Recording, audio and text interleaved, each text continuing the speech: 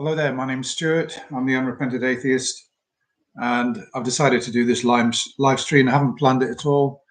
I just have been doing a bit of research and watching some videos, so decided just to make this as a sort of spontaneous thing.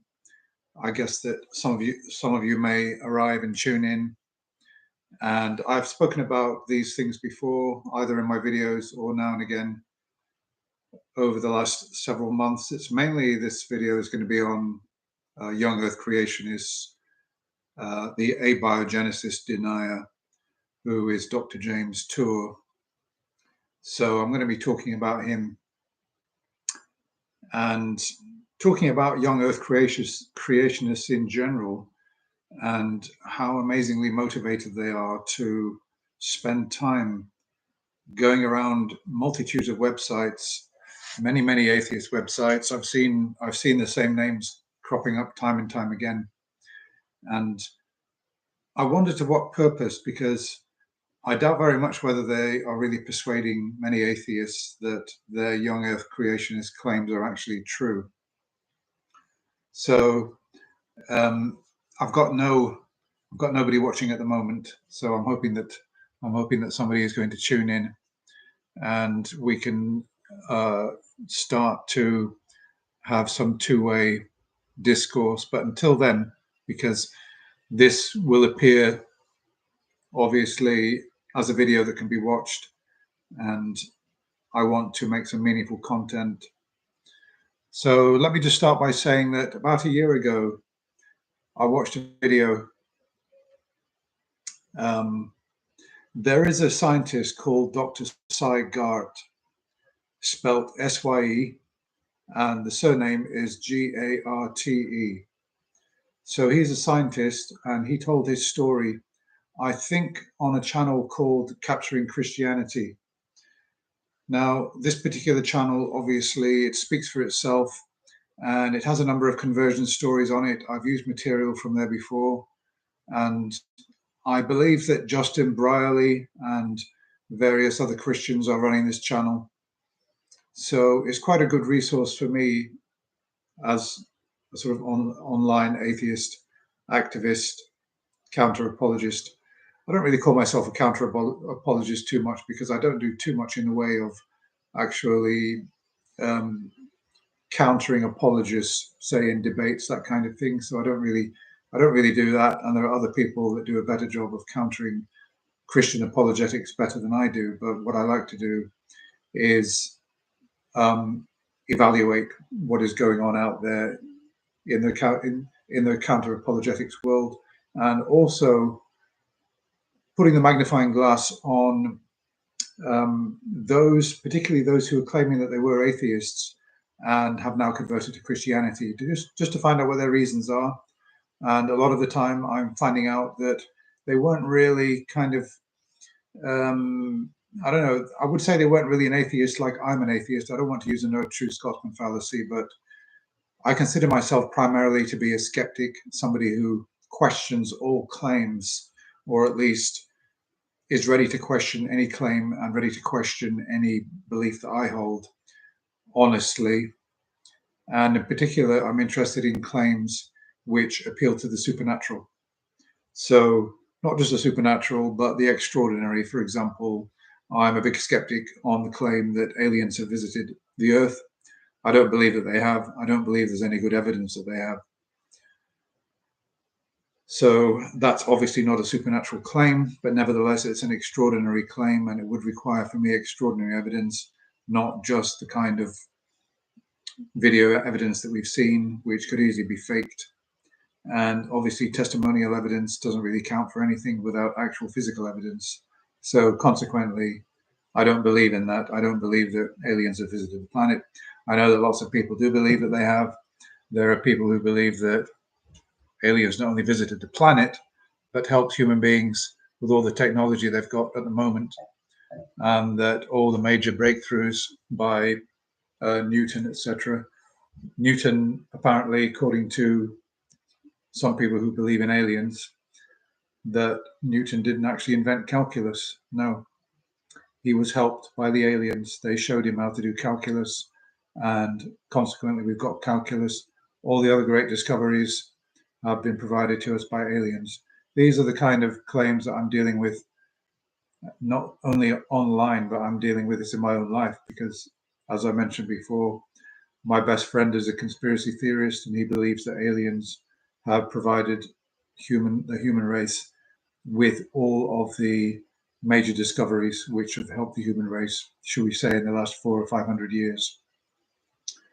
So it's a really bizarre world that we live in now, because I don't really feel like I've changed significantly compared with the 70s and 80s and 90s before the internet emerged as a force in information dispersal.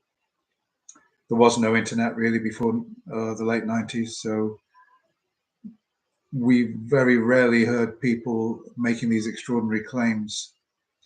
But now that these people who are sort of predisposed to believing in these things can communicate with each other and form communities, we're seeing a lot more of it, which is a shame, because we live in a world where we're combating real problems, we're combating poverty, we're combating disease, we're combating inequality, we're combating prejudice and bigotry, all of these real problems. And we've got these flat earthers, we've got moon hoaxers, we've got the Illuminati conspiracy theorists, we've got the 9/11 truthers, putting all this energy in to distracting people from the real problems that we should really be concentrating on solving in the world.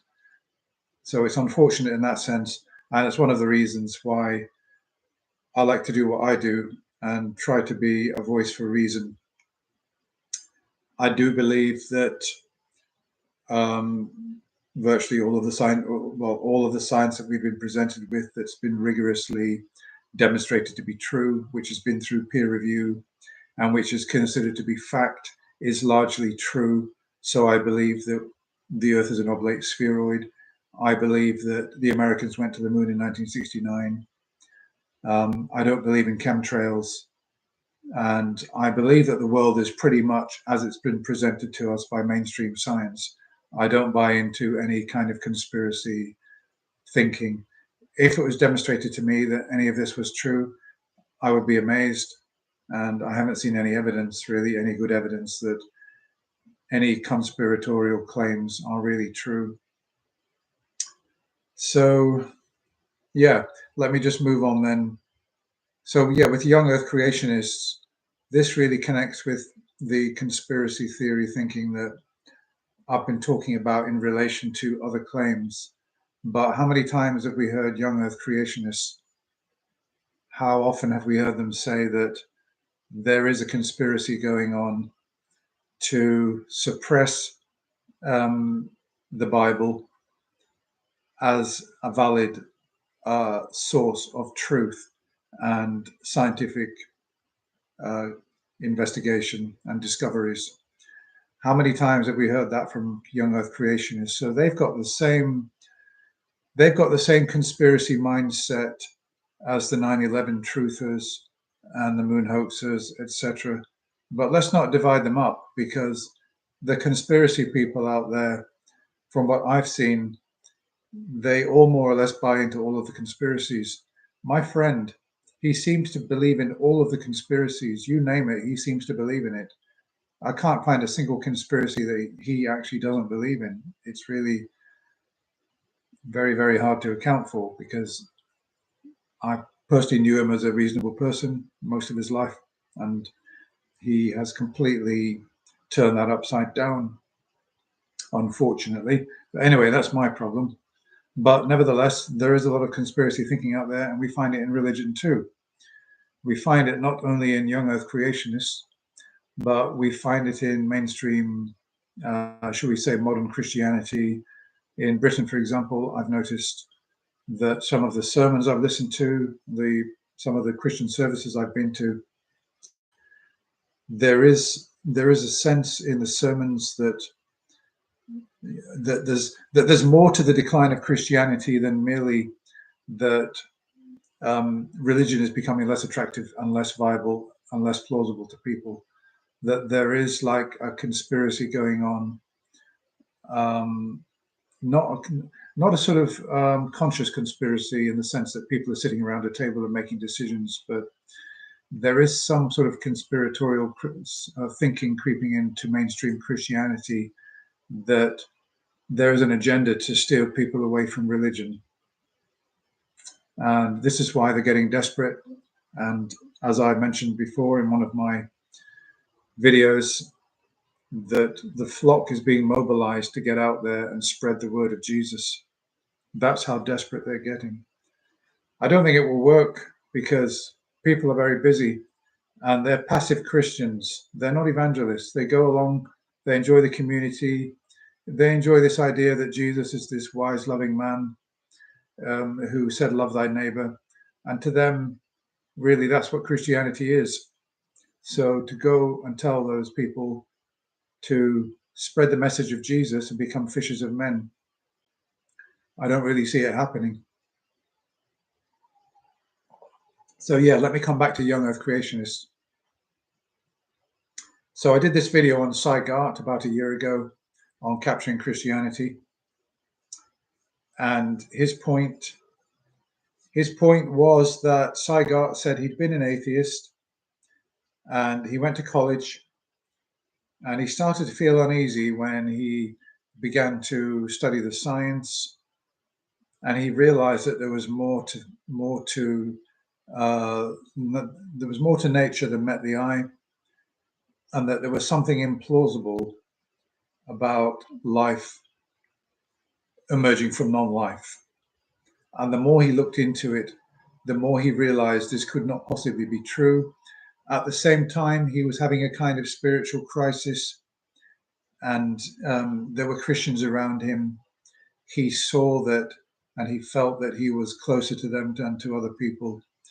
And the whole thing just kind of came together like a jigsaw puzzle. All the pieces fell into place, and he became a Christian. And coinciding with that, he realized that what he'd been taught in science, that naturalism was false, it wasn't viable, and that there must be a supernatural origin to life. Abiogenesis is impossible, it can't happen, and therefore the only possible way that we could have life from non-life, that we could have this incredible self-replicating cell as the origin of all life on Earth, is by a divinity starting the whole thing off, engineering life. And I listened to that. I realized that, first of all, he's not an expert in origin of life sciences. He's asserting this can't happen. And there are no credible scientists out there saying that abiogenesis can't happen. In fact, the big argument of abiogenesis deniers is that it can happen, but the odds against it are so astronomical, no reasonable person would accept that it did happen. Okay, let me just take a quick break and have a drink of my hot chocolate. Yeah, so Guitar Dog, you're the only one who's commenting so far. Seems their job is to keep those who already believe. Yeah, well, I think that's the thing, but they live in hope. They live in hope that they're not only bolstering those who currently believe, but they're living in hope that they might persuade somebody out there who is either an atheist or maybe somebody who's wavering, and they might persuade them with the sophistry of the way that they present their arguments, that what they're saying is true, that the numbers are so big. And this is the real thing, that what they're really relying on is the same with fine tuning, that they present mathematics, or rather they present a number and they say, well, it's one, or it's 40 to the power of 10 to the power of, some huge, absolutely enormous number, which equates to like trillions and trillions to one against. Something that they would put and say, well, even if it was 100 universes with a full lifespan from the Big Bang, all the way to the collapse of the universe. Even if it was 10 of those, we could only have one of these abiogenesis events. That's how rare it is. They make claims like this, and then somebody who probably maybe is predisposed to believe anyway will just accept that at face value. They won't question, well, how do they do those calculations? Are they valid? And they might just think, well, yeah, actually, yeah, I think that God is more viable because, after all, if somebody flipped a coin 100 times and it turned out heads, I would rather believe in a God than believe that that's possible. Well, actually, I'd rather go for the naturalistic event and believe in 100 coin tosses and landing on a head, 100 in a row, which would be a huge number. But it's still naturalistic. It still doesn't appeal to the supernatural. And on that basis, I would still go with the non-supernatural event, no matter how unlikely. That's my standard for things. In the absence of any other evidence, I will always go for a naturalistic explanation. That's why when, for example, with the resurrection, a lot of Christians will argue that, well, given all the accounts, the most likely scenario, that the most likely explanation is that Christ really did resurrect. And no, that's not true. By my standards, but maybe not theirs, Christ resurrecting is going to always be the least likely explanation, because any naturalistic explanation is going to be more viable. Just because it's naturalistic, it doesn't appeal to subverting any natural science. Let me just have a look at a couple of your comments. Is SciGARP funded by any organization? Zach says, I'm not sure about that. I don't necessarily, I don't really use that against any scientist. For example, if he was funded by the Discovery Institute, or should we say the Templeton Foundation, I would not on its own, for me, that on its own would not be enough to undermine what he's saying, because I would listen to the substance of what he's claiming rather than taking into account who's funding him. Because, I mean, let's be honest, there's a lot of pharmaceuticals going on out there. There's a lot of meds being developed, and a lot of money is being paid for those. A lot of researchers are making money out of those. And those meds, a lot of them work and help people to live through cancer. So that on its own, that somebody is being funded by, say, a Christian organization, is not really something that I would take into consideration. Yeah. But I mean, look, everybody needs funding. Everybody needs to earn their living and get money from somewhere. Sygart, he's a scientist. He may well get additional funding. And I mean, I could do with some extra funding myself. And if the American Atheist Association came to me and said, right, Stuart, we will pay you, shall we say, $30,000 a year to put our logo on your YouTube videos and to do one video about us every week. For $30,000 a year, I would do that. And Christians might turn around and say, well, look, Stuart's being funded by the American Atheist. What do you expect him to say? Of course, he's going to come out against the existence of God because he's getting money. If he converted to Christianity, he would no longer get that money from the American Atheist. So I think that's a bad argument. That would be a bad argument against me, and consequently, I don't use it against others. Okay, so yeah. Okay, yeah. Spank Flap says, if something can't come from nothing, therefore God, where did God come from? This is the really big problem for me with the God hypothesis, and I don't really think that it's highlighted enough, because theists are inventing by special pleading an uncaused cause, something for which we've got no evidence at all, and it's tantamount to just invoking magic. I've got a problem, I need a solution, I'm going to invent a solution. We can't have a endless regression of causes, so I'm going to invent a first cause. which has always existed in one form or another. This really advanced intelligence has simply always existed. Yeah, so exactly. And when I say that to Christians, well, what created God? They say to me, "Oh, Stuart, don't be childish.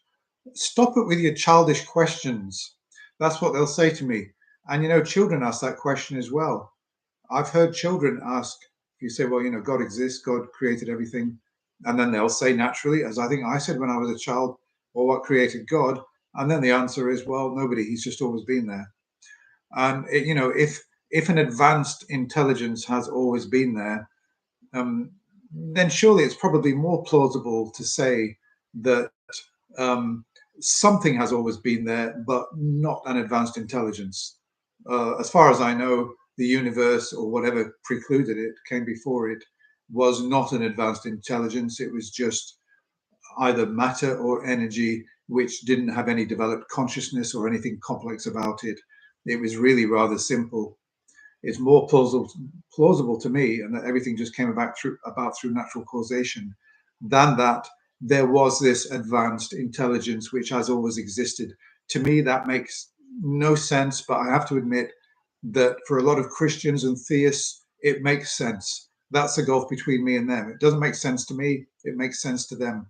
I think it's more rational to believe that something's always existed in one form or another, that hasn't been conscious, that hasn't been an advanced intelligence, and that intelligence eventually emerged from very simple beginnings, rather than that something so complex could start off or could have always been there. That that is really the big thing. That is really the major block for me in believing in theism. That just doesn't make any sense. Okay, let's have a look then at some of what you're saying. The universe is disturbing with or without a God. Yep. And something I'd like to say that, okay, so we had this abiogenesis event. I believe that is probably most likely the case, rather than that there was some divine intervention that started life off. And I've previously said on one of my videos, because yes, the odds against that happening may be large. They may not be so large, because there were trillions upon trillions. There are billions of stars. There are probably 100,000 planets. Let's just say that there may be 100,000 planets similar to the Earth in the universe, all developing in exactly the same way or very similar way. And the primordial soup model, that there was this abiogenesis event, and the laws of chemistry were such that against all the odds it happened. Okay, but actually, let's say that there are not 100,000 planets similar to the Earth. Let's say that, in fact, there's only one, and this is it. And this is the only planet on which life could have got started, but through sheer bad luck, it never did. There was never this abiogenesis event, and it's just tough luck, and it never happened. And we also missed the window of opportunity because of the climate as it now is. The conditions are different, and there never will be life. Let's supposing that was the case. I find it completely plausible, though unpalatable, that there may be a universe with no life in it, just an utterly dead cold, dead cold, empty universe, except for the planets and the stars, with no life, not even a single cell bacteria, with absolutely no life whatsoever. There might have been a universe with absolutely no life in it. I find that entirely plausible, that may have been the case. But that's no argument for the existence of God. It just means that events unfolded in such a way that the laws of chemistry were such that we had this fortunate event where abiogenesis did happen and life got going. But yeah, there could have been an empty universe with nobody ever to observe all the wonder of it. That is absolutely plausible. And it may be the case that, I don't know, let's supposing that we've got a universe that expands out from a point and then collapses in on itself, and everything starts again ad infinitum. It may well be that there have been previous universes that have had no life in it for billions and billions of years. It's mind-boggling to think of, but it's no less mind-boggling to think that supposedly there was a Christian God and there was a Trinity, and that the Trinity was sitting up there for hundreds of millions of years, waiting for life to get going and helping it along, and then doing something bizarre like allowing life to develop in such a way that these great big lizards, these dinosaurs, reptiles, ruled the planet for 200 million years, that Jesus was sitting up there with the Holy Spirit and God sitting in the middle. And they were watching and they were sort of scratching their chins saying, do you think it's ready yet? Shall we make the dinosaurs going extinct? And, when are we finally going to bring human beings? Because that's, after all, what we're doing here. We're waiting for the right time, and God's saying, well, no, the time's not right. In 50 million years, we'll allow the dinosaurs to die off. There's a comet on its way. It will be here soon. I mean, you'd have to believe in some kind of scenario like that to accept that Christianity is true. And if there are any Christians out there right now, I'd be interested to know your comment on that. Let me just read some of your comments. There's never been a nothing, even in the naturalistic materialist model of reality. Yeah, I think there's a big misconception amongst a lot of theists, and even those who are actually standing in the pulpits, who should know better and who've said, well, something can't come from nothing. They're making an assertion there that there ever was a nothing. Even with a cosmic reality beyond our universe in which God would operate, we are still more justified in assuming that cosmic reality involves mindless universe generating phenomena than not, right?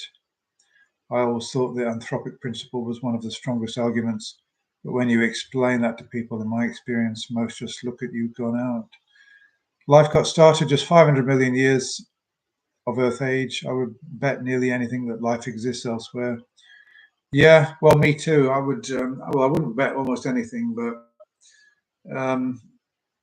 if I had the opportunity now to bet £100, let's say, I don't know, odds of 5 to 1. Yeah, I would definitely take that bet. I do believe that there is life elsewhere in the universe.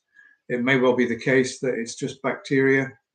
We may be the first that got to this level where we're actually conscious of ourselves.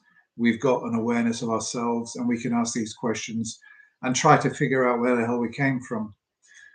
On the other hand, it may well be that other planets in the universe reached the level that we're at 500 million years ago, and that there is life out there that is mind-bogglingly advanced, but nevertheless, they haven't visited us because they haven't solved the problem of interstellar travel. That's certainly possible. There may have been planets which have had life on them, gone to a very advanced stage, been struck by a comet, and then everything has definitively died out. There are so many different possibilities, and it's sad in a way that we'll never get to find out. I mean, unless, let's say Christianity is true, and that one of the joys of Christianity for those Christians who believe is that they're allowed to float around the universe at will and look at what's going on other planets. I mean, actually, it would be worth Christianity being true to have that possibility, because that would be really interesting. One of the things that really turns me off life after death is the thought that, well, what would you do for all eternity? Because you won't have your human body, so all the pleasures of the body won't be there. What would there be? Okay, I've been reading. What have I been reading today? Yeah, okay, I've been reading Socrates, and I've been reading about ancient Greece, the classical philosophers, and I think it was Socrates, or was it Plato? Yeah, sorry, no, Plato. No, Socrates wasn't interested in life after death. He had no interest in that. He was only interested in living the good, examined life. Yeah, okay, I've got that straight. No, it was Plato who believed that we left our bodies behind in his idealism, in his scheme of idealism, where you've got all the perfect forms in this some kind of spirit world, and that there's a higher level of existence, a higher plane of existence beyond the material world that we will all go back to. And that's where we came from. And obviously he didn't elaborate on what a higher plane of existence would be, because I mean, what could it be? my philosophy teacher, when I asked him, so I studied a bit of philosophy at university. I did subsidiary modules as part of my English degree, and I did Plato, but most of it I've forgotten about. But I did remember him when I asked him what did Plato think of life after death, and he said, well, he believed that human beings possessed a soul. And I said, well, what did he believe that the soul did in the afterlife? And he said to me, he probably believed that in perpetuity the soul would be in the world of forms, observing and appreciating all the perfect forms, justice, beauty, love, all these sort of abstract things which we've got examples of on earth, and a lot of it's subjective, but in the spirit world, in Plato's scheme of things, there are these perfect forms, ideal forms, which everything on earth is an imperfect representation of. If I've got Plato correct, which I think I probably have, but let me just move on. Ironically, theists would have a better case for God with evidence for something from something that is physically non-antecedent, but we can trace all phenomena directly to antecedent phenomena. Yep, that's probably correct. If Christianity is true, God loves mass extinctions. Phil's addressing me. Why do no geologists seem to weigh in on the creationist argument? I never seem to see them on the chat show. Seems to me geologists have to best knock down an argument. Yeah, the thing is, okay, let me get on to talking about James Tour, because I made this video about Saigot, and I went through his reasons for converting. I wasn't impressed. I wasn't impressed with his claims that abiogenesis is not possible and the only viable alternative to that is God. I wasn't impressed with that reasoning at all. It struck me as a God of the gaps, an argument from incredulity. Yeah, so I made my video, and now and again, now when I make a video, 99% of the traffic comes to that video in the first week. After that, my videos, they don't get a lot of traffic. They get visits now and again. But that particular video, even though it's only got 1,000 views, keeps getting occasional creationists coming along, telling me I don't know what I'm talking about, that, Saigat's a good scientist, and what do I know about science, etc., etc. And yeah, so somebody left a comment recently and challenged me to go and look at James Tour. Dr. James Tour. Have any of you guys heard of Dr. James Tour? Well, he's the darling of the online Christians and a lot of young Earth creationists. He works at Rice University. He's a professor, I believe, of chemistry, and he's a very outspoken critic of the science of abiogenesis. Origin of life science is what they call it. So I've actually got Dave Farina debated James Tour, and I know about Professor Dave. I've seen him on, what have I seen him on? I've seen him on the line now and again, and I've watched some of his videos. He spends a lot of time countering flat earth claims. I don't know why he spends so much time countering flat earthers. I suppose that it brings in a lot of views. I've never been incredibly impressed with his videos, but I was really impressed with the way that he took apart and blew away James Tour. It was really quite something to watch, because James Tour, and this debate is going on at Rice University. In front of it seems to be mainly adoring Christians. So James Tour presents his case, and the title of the debate is, "Are we clueless about the origin of life?" And James Tour has asserted that, yes, we are. We haven't got a clue. We haven't managed to do anything in the lab in terms of, creating these polypeptides. And I don't know. Look, I mean, I'm not good with organic chemistry. But yeah, so he's saying that we haven't really made any progress. And he is saying that origin of life science is one big sham. It's one big scam. and they're not doing any worthwhile research. They're not making any progress. They haven't discovered anything at all, and nobody has been able to create the building blocks of life in the lab, or nobody has even done anything remotely like that. And it's just all one big scam, one big waste of money, and that it's impossible.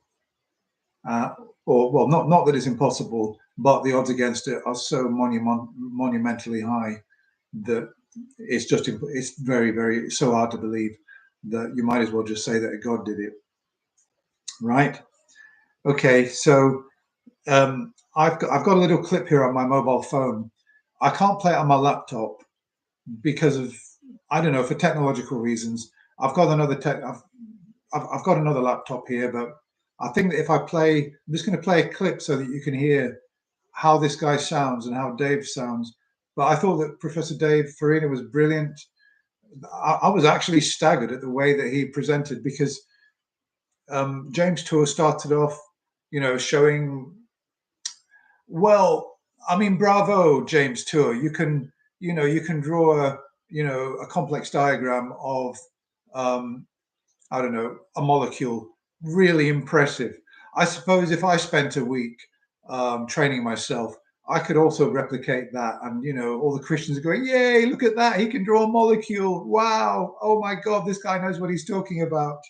Yeah, take that, Dave Farina. What can you do about that? He can really draw, can't he? He must know what he's talking about. And yeah, so he presents this case and he says that, nothing's been proven, etc., etc., etc. And then Dave Farina starts his presentation, and it's not about the science. It's that, James Tour, you are a fraud, you are a liar, you have misrepresented origin of life sciences, you've made false claims. When you've published, it's been your students who've done the work, and you've just piggybacked your name onto it. You got an article finally published in Nature magazine with the help of several of your students, and then had to withdraw it because you encroached on the intellectual property of a pharmaceutical company, and they threatened to sue Nature magazine because of it, because he'd kind of plagiarized and misrepresented, and he had to withdraw his claims on that paper that he submitted to Nature magazine. He basically had to debunk his own paper and withdraw all his claims, because Nature magazine would have then passed on the bill to him for the lawsuit, and he had to completely back down, which means that he has not published anywhere credible on origin of life sciences or anything remotely like that. And even in his own field, he's done very little, although apparently he's well regarded there. Why Rice University puts up with him, I don't know. I think that he's an embarrassment to them. But let me just play some of this, see if we can get some volume out of it. Except for tolerance for non-inheritable 2-5. How much tolerance? How much? Montmorillonite clay is 30 to 70%. What's the first word in that paper? Functional. So we're talking about RNAs that still have catalytic behavior, despite having a mixture of 2,5 and 3'. His amount of 2,5 to 3,5 is not 30 to 70%. If you have a 0.1%, you're okay, because you'll have runs, but not 30 to 70%. Show me the amount. Your guy Deemer never tells us how much is there. James, the and research McDonough never told us how much functional RNAs. So it doesn't matter how much 2', it doesn't matter. Oh, it certainly does. And what about branching? My God. It's not there. It's not there. Nobody has ever done this prebiotically. You're going to be looking through your papers a long time. It's never been done. Without an enzyme, it is never You are completely clueless. It's over. It's over. You can't make RNA, there's no life. You can't make RNA, there is no life. You haven't made peptides, you haven't made RNA. It's over. James, nucleotide polymerization has been demonstrated for decades on clay. You are literally pulling this out of your ass. This has been done for decades. I would really recommend that if you haven't seen that debate, I would really recommend that you have a look at it. It's it's definitely worth watching. Okay, I mean, the fact that Tour is getting upset is not what does not invalidate his case. But for me, regardless of what Tour says and what he claims, at the very best, he's claiming that you can't do it in a lab. You haven't made this progress. Origin of life sciences is a scam.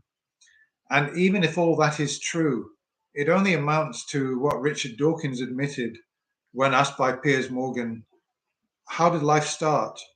And Richard Dawkins, he just opened his hands and he said, we don't know. And Piers Morgan said, well, that's not good enough. I want to know and you can't tell me. And that's what it's about. We're talking about the most mysterious process in the universe, how the first self-replicating cell appeared and all the stages before that up to that point, the most mysterious thing in the universe that we're so remote from. We can't go back and look at the conditions that they had then that were extant on Earth at that time. And people are saying, right, you can't tell me, so that's not good enough. I need to know. And they think that invoking magic is a way of knowing. Oh dear, let me just have a look at some of your comments. Professor Dave, despite making an impeccable case, seemed to get a bad reception. Yeah, well, in fact, at one point in that debate, they were cheering. I got the impression that it was mainly a Christian audience, and they were cheering on James Tour with all the points that he was making. And they were booing Dave Farina when he made points. And at one point, Dave Farina said to the audience, he addressed the audience and he said, oh, yeah, you guys are sitting there laughing and cheering, and yet not one of you understands one iota of what we're talking about. And yeah, it's absolutely true. And these are not even origin of life scientists, because Professor Dave, I'm not too sure what his background is. He's obviously an exceptionally clever man who knows a heck of a lot of science. He really impressed me. His composure was absolutely impeccable. And the calm way that he just took apart all of James Tour's points, was exemplary. I'm a big fan. I need to go and look at some of his videos. But yeah, I said I was really impressed with him.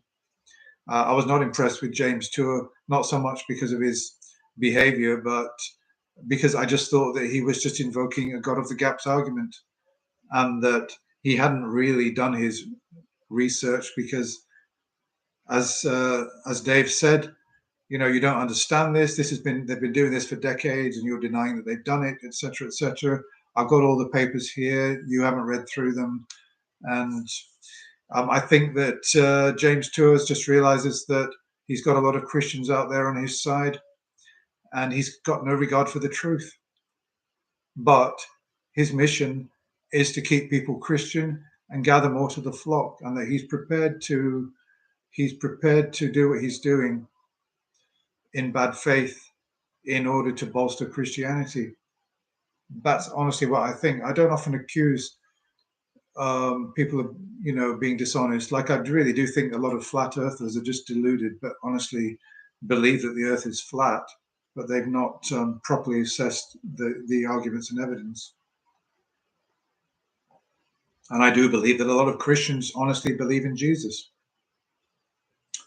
But in this case, and I believe that James Tours also believes in Jesus, but I think he's sufficiently intelligent. Well, at least I hope he's sufficiently intelligent to understand that he's trying to hoodwink a large group of people. It's a really difficult thing to explain. Some kind of bizarre personality disorder.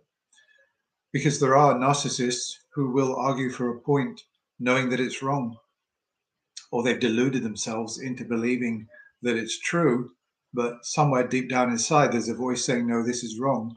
But the way the narcissistic personality works, they will suppress that voice. it's really complex, and I can't unravel it because I'm not a psychologist. Yeah, so that was the debate, and I don't know. I'll probably post a link to it. Oh no, I've done that already in my community section. Yeah. So the point is that James Tour then went off to Harvard University. Now, bear in mind, he'd accused Origin of Life scientists of being frauds, of being scam artists, and yet he was invited to Harvard University. And Professor Dave has done a video on this, showing what happens when a charlatan academic is sitting with real academics. Now, I know the feeling, not that I'm a charlatan academic, because I was never an academic, but yet when I was doing my undergraduate degree in English literature, I was invited out to dinner by some students, but also I knew a number of lecturers would be there. And sitting around that table was the first time I realized how ignorant and utterly stupid I was.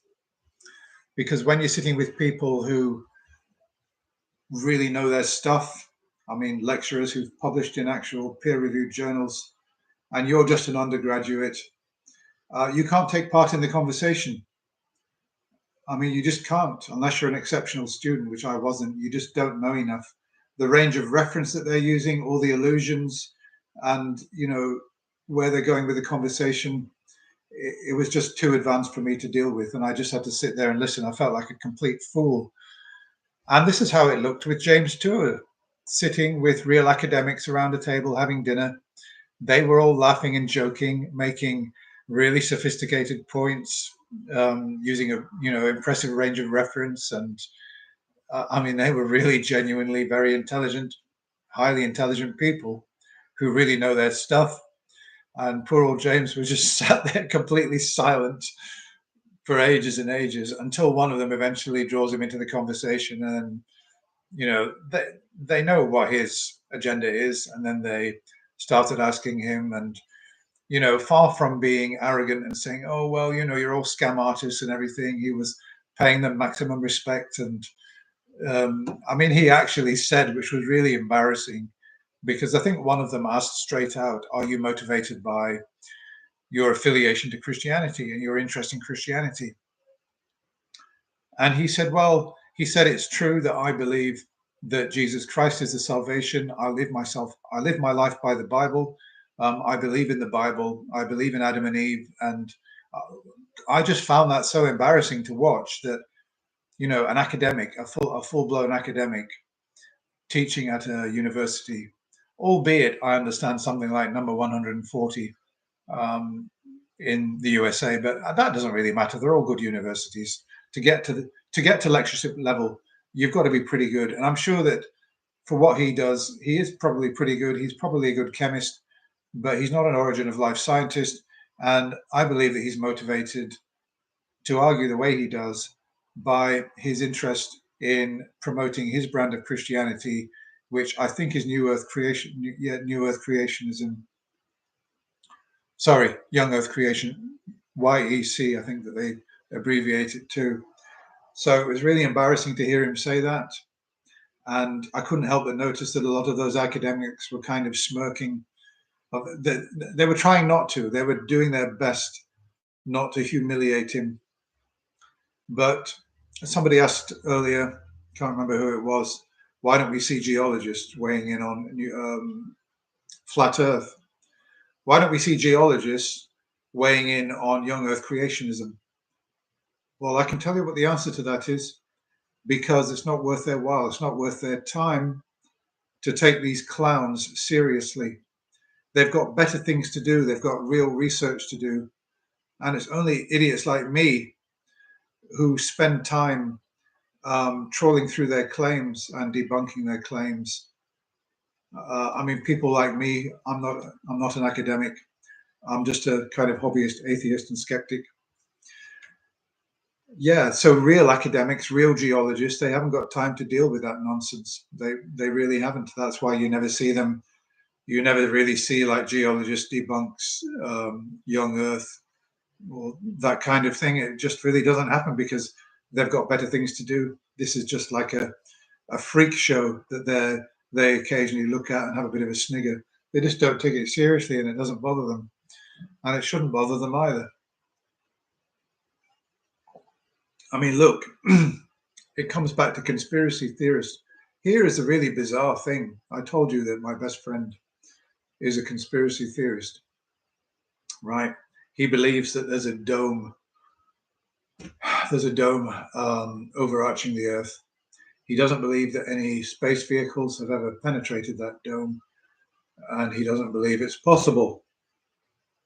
Now, he knows my son. My son is working in space technology. He's researching at postgraduate level in a UK university. He's working on navigation systems for space probes and that kind of thing. It's all connected with artificial intelligence. Of course, I'm proud of him. He's doing amazing work. He's doing absolutely phenomenal work. And it may well be that one day he'll be working for NASA. I don't know. He likes working. He likes the university environment, and I think it will be a good career path for him. But anyway, the point is, according to my best friend, who's a conspiracy theorist, my son is part of that conspiracy because he's researching space exploration, space technology, and according to conspiracy theorists, we've never been into space. So that's all just part of the conspiracy. I mean, the stipend that he's got, the money that he's making with the research that he's doing, that's all being funneled to him by the elite who are trying to convince the population at large that we've been to space when in fact we really haven't. Okay, I mean, now we're really getting into the absurd, but we're already in the absurd. Because when you're talking about young Earth creationism, and when you're talking about denying abiogenesis because we haven't recreated those conditions in a lab, we haven't been able to do it so far, and that therefore the only viable alternative is divine intervention, we're in the theater of the absurd in all of those. They're all related. All of those things are related. And in my life, it took me a long time to get there, but I don't want to entertain these crazy beliefs. There's absolutely no need for it. There are enough real issues going on in the world. As I said earlier on in my video, there are enough issues going on in the world that we've got to focus on without wasting time on these sort of unproven fantasies. So yeah, just coming back to the video that I did on SciGart. Every now and again, I should probably turn off comments for that one. I should probably turn off comments because every now and again I get a snarky comment from a young Earth creationist saying, "Oh, you don't know what you're talking about." Let me just try and find that because I want to read you some of the comments. So if you just bear with me a moment and maybe look at the comments. Let's have a look. I can find it on my mobile phone. Isn't it crazy that I've got a laptop, and because I've got to keep the live stream window open, and I can't minimize it or reduce it so that I can go and then read the other page. I can understand now why people use more than one screen or more than one computer. I mean, some people got one screen, two screens, three screens. That would be really useful for me. As it is, what I'm having to do is go to my mobile phone. I have actually got another laptop. It's quite an old one. It's an old Dell, about 8 years old, but it's so unbearably slow. Let me see if I can find it. Here it is. I found it. Right. Yes, Ron. Okay. So yeah, I've got the comments here. So I've actually pinned this comment. Yeah. So in the video on SciGart, let me just have a quick comments. There's 9 of you watching. Well, that's enough to persuade me to keep going with this. Atheists who believe that humans will inhabit other planets and flourish beyond the cessation of biological life on Earth are just as deluded as theists. We are not a destination. I'd be inclined to agree with that. I don't believe that we will reach the level of technology required to solve the problem of interstellar travel. I think the best we can probably hope for is probably to preserve the species by sending some kind of capsule into space that will just go on for millions of years and maybe be picked up at some point by another species. I don't see us getting in a spaceship like there was a film with who was in it? Yeah, there was a film recently. I can't remember who was in it, but they selected out some top scientists and politicians. And who was the actress from Sophie's Choice? Oh God, the name's gone out of my head. Come on, somebody help me. What was her name? Somebody will say. But there was a film with her in it, and there were some others. And the president went, and a billionaire who was a bit like a kind of Elon Musk figure or something like that. And they landed on another planet. So this was the human race saving itself after the demise of the Earth. No, I don't see anything like that happening, I don't think. But it's irrelevant because I won't be around anyway.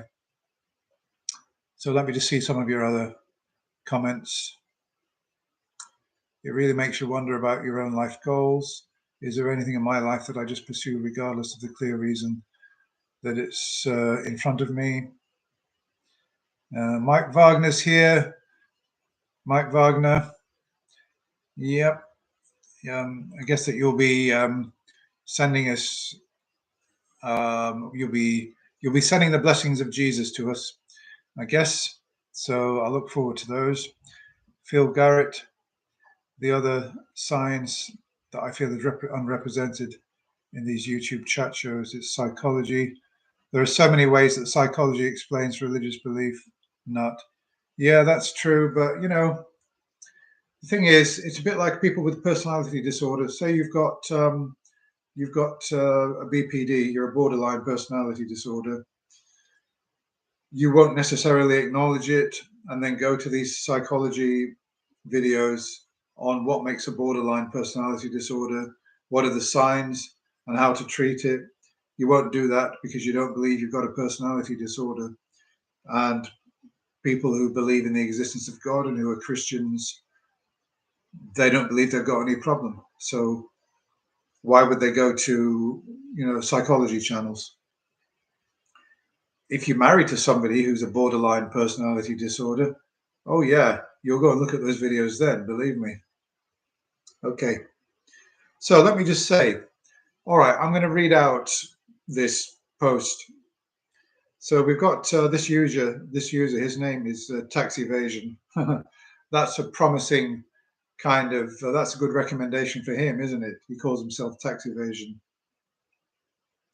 So he says, saying a scientist who believes in God doesn't make it more credible, just destroys your own appeal to authority, and in fact diminishes the very credibility that is held in scientific academia. Yeah, the thing with Cy Gart is he's not an origin of life scientist. And when I said that in the video, what I meant was that, there are scientists who believe in God and there are scientists who don't believe in God, and that your status as a scientist doesn't give your belief in God any more credibility than, say, a non-scientist. It doesn't make any difference. Like, if Einstein believed in God and people pointed to Einstein, said he's a genius, he believes in God, therefore so should you. That's what I meant by that. So I'm not too sure what, I don't really think that he properly listened to my video. I was saying, Cy Gart is not an expert in origin of life sciences. He's got some kind of background in biology, I think, possibly. But his belief in God, just because he's a scientist, it's not him being a scientist that could convince me that he believes in God, that his belief in God is viable. It's the actual evidence that he presents. So, yeah. Okay, yeah, so that was something which I thought he wasn't really on point with that. I don't really think that he properly understood what I was getting at with that one. So what else does he say? He says, despite your ignorance of the sciences, someone within the sciences who is surrounded by the secular explanation that is naturalism believes in God. Does that not sort of tell you that you're wrong? Well, not really, because I profess to my ignorance in the sciences, but just because I'm ignorant on the sciences, it doesn't mean that I'm unjustified in my disbelief in God. He would have to, what he would have to do with his knowledge of science is demonstrate that abiogenesis is actually impossible. Then I would give him some credit. If that was peer reviewed and he would win a Nobel Prize for that discovery, I might not be able to understand his scientific reasoning, but I would accept the consensus of science. If he won the Nobel Prize and it was declared, yes, this is correct, I'd be scratching my chin and I'd be saying, so this makes life interesting. This seems to be the case. Let's look for if it definitively is not possible naturally, how could it have happened? And then I would have, then suddenly the God hypothesis would become a bit more viable if that was the case. But he's not saying that. All he's saying is he's making assertions saying he's actually asserting it's not possible. And no demonstration of that has been made, as far as I know. Just very unlikely. And then he says, you can cover your ears and your eyes all you like. It still doesn't stop there being very good explanations and rational reasons for a belief in God. Now, what makes him think that I'm covering my ears and closing my eyes? He's implying there that I'm closed-minded and that I'm not prepared to listen to evidence. I've had my channel going for 2 years. I've been following programs, atheist programs, and I've been listening to Christian arguments. I've been listening to scientific arguments and philosophical arguments for well over 10 years. And yet, this is very arrogant. I mean, really, people who leave comments like this, I shouldn't waste time on them. At the very least, you could show some understanding instead of making a YouTube video about an ex-atheist scientist, now turned believer. Well, I looked at his what he'd said in his video. As for him being an ex-atheist, I'm not really convinced that he was ever quite that. I think that he always kind of believed in God, and that, you know, when he started studying the sciences, he became more of a believer, and it became more important for him to find a good rationale for his belief. And I suppose that abiogenesis is such a difficult one to solve that, you know, you can make these claims that, well, how did life start? We don't know. So let's say God did it all. And he ends up saying, atheism and naturalism truly is a mind virus. Well, the thing is, I'm not a philosophical naturalist. I'm a methodological naturalist. I accept that the tools that we've got, the scientific tools, are only good for observing and drawing conclusions about the natural world. And that if there's something outside of the natural world, those tools, the natural sciences we've got, are obviously inadequate. So I'm not ruling out that there's something outside of the natural world, but he's already decided that I'm a naturalist and that I'm not prepared to listen to any arguments. Okay, so I obviously replied to that. And what did I say? I said, I'm not appealing to any authority, but you seem to be. Yeah, well, he is really, because he's impressed that Saigot is a scientist. And let's face it, there are so few scientists who really are prepared to come out and argue for their religion on scientific grounds, that when one actually does it, Christians will cheer them on. Of course they will. So I've just written here to him, replying to him, everyone is ignorant on how the first self-replicating cell came about. Yeah, well, that's obvious. This ex-atheist scientist claims to know, i.e. God did it. So I then went on to say some other things, and he came back to me. And then he says to me, let me ask you then, do you know the argument surrounding origin of life, complexity of the cell that theists use?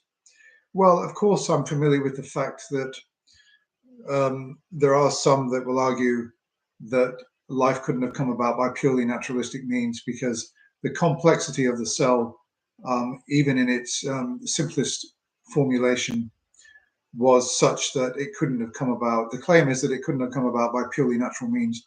Of course, I'm familiar with that claim.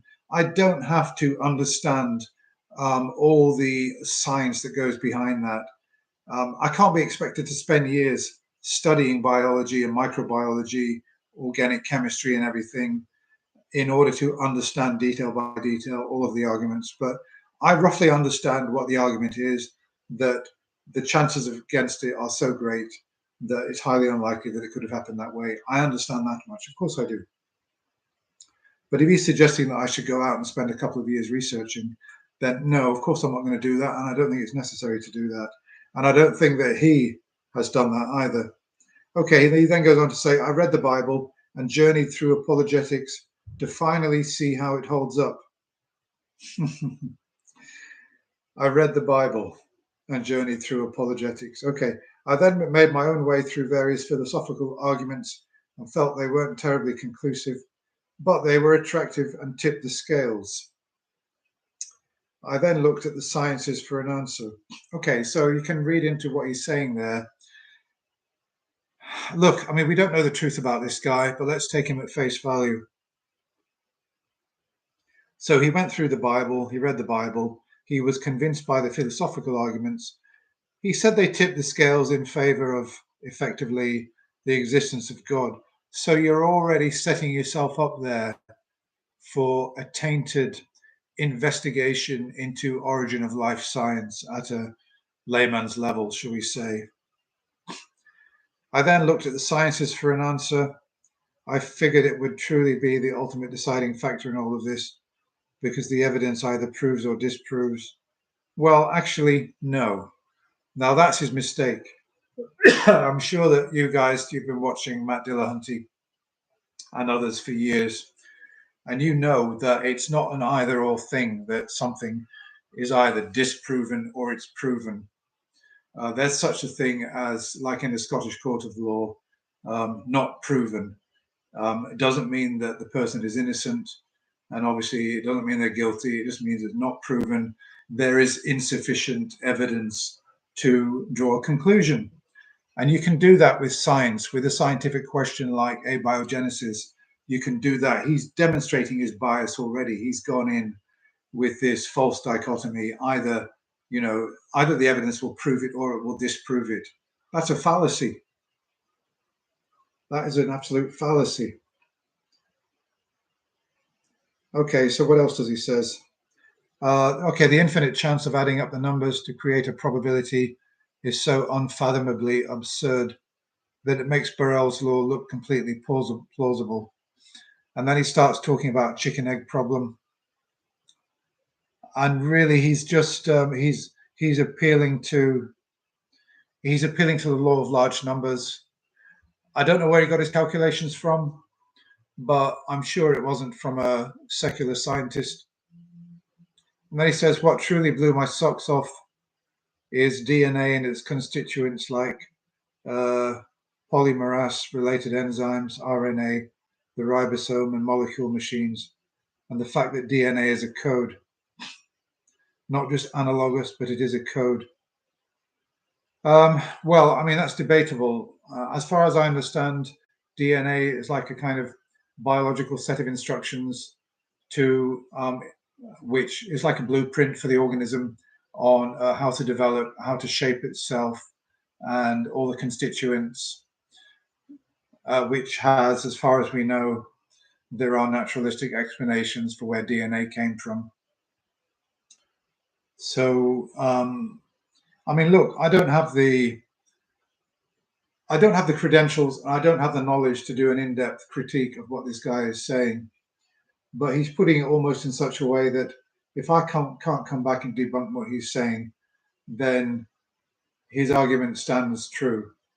That's a fallacy. True. Just because I can't debunk it, or I can't debunk it in detail, it doesn't mean that it's true. And coming onto my channel and trying to score a few points on me is not in any way going to validate his claims. And even if I acknowledge that he's scoring points on me, I'll say, well, I probably need to read some more. You made some good points there. I wasn't able to answer them. That doesn't make your case true. It just needs I need to do some more work, or I need to run this by some people who understand it to find out whether what you're saying is valid, because it might not be. How would I know? And I decided to ask him that because he's talking in technical terms.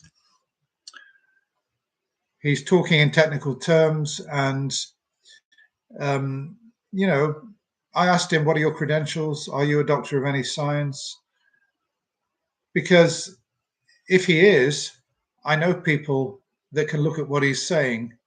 I know people in universities who can run by what he's saying and assess it, and then they can tell me, well, yeah, actually he knows his stuff, he's got that right, and then I think, oh, he seems to know what he's talking about. If I can get some confirmation of that. On the other hand, they might come back and say, oh, this guy doesn't know what he's talking about, he's got that wrong, he's got this wrong. And then I would get back to him and say, well, look, I'll tell you what they said, and these are people that work in top universities. So I'm sorry, I'm not prepared to debate with you any further because you obviously don't know what you're talking about. So, and I always make that offer with people. I can get this information to people who can actually read and understand it and tell me whether these people know what they're talking about. Okay, so I thought that I would pass him on to my community page because, yeah, I opened a post on my community page with his post so that others could respond to it and he could communicate there. And he declined to do that. He said that he was not prepared to go off app. It wasn't off app. I mean, my community page is on the YouTube app. He's just making excuses. He only wants to debate with me because he thinks that I don't know much about biology, and he wants to score a few points over me and prove how clever he is. Yeah. So now somebody actually posted a very, very good response on my community page, an absolutely excellent response, highlighting all of his fallacies one by one. And I then posted it on. I couldn't get him to go to this community page to respond. It seemed to me that he didn't really want to, because it was such a detailed breakdown on everything that he'd said, repeating some of the points that I'd made, that namely, even if everything you're saying is true, it's still an argument from ignorance. It's a God of the gaps. Yeah. So, oh yeah. And then he says, where does he say it? Yeah, he admits to being, oh yes, have you watched James Tour's Abiogenesis playlist at all? That's when I went to, obviously, of course, I'm not going to watch James Tour's just talking on his own and spouting, promoting the impossibility of abiogenesis and therefore God did it. I mean, I don't need to watch his video to know that what he's going to argue. But I was interested in seeing him debate with others where he could present his case, and then somebody qualified could comment on his case. And that's why I watched the Professor Dave video. Yep, okay. And then he says, I'm not genuinely confident in your understanding of the gravity of the situation. Yeah, a protocell is but imagination, and the issue will never be solved. I guess that what he means by protocell is the first self-replicating cell that would have emerged. Yeah, so, yeah, I mean, he accused me of classic responses, argument from incredulity and God of the gaps. Well, I mean, if something is God of the gaps and an argument from incredulity, saying, oh, that's just a classic response, that's not really a rebuttal, is it? Because, it's I mean, it's a classic response because here's a classic fallacies. Okay, and then I mentioned Francis Collins because, yeah, he said it, he's a young earth creationist. Yeah, and then I said to him, you're a young earth creationist, seriously? How old do you think the earth is? Yeah, because I thought, oh, I've got him now. You know, I mean, abiogenesis is one thing, but claiming that the earth is 6,000 years old is another level of science denial. Yep, I knew I had him there. I wish he'd said in the first place he was a young earth creationist. I could have saved a lot of time and trouble. I would have gone straight to the age of the earth and Noah's flood, etc. Yeah, okay, so then he says about that, being a new earth creationist. My time through apologetics developed a strong confidence in the scriptures. Well, guys, what do you think of that? Through the apologetics, who's he listening to? William Lane Craig, by any chance? There is more corroborative evidence for the Bible than any other historical piece. Anybody out there want to comment on that claim? I didn't take him up on that.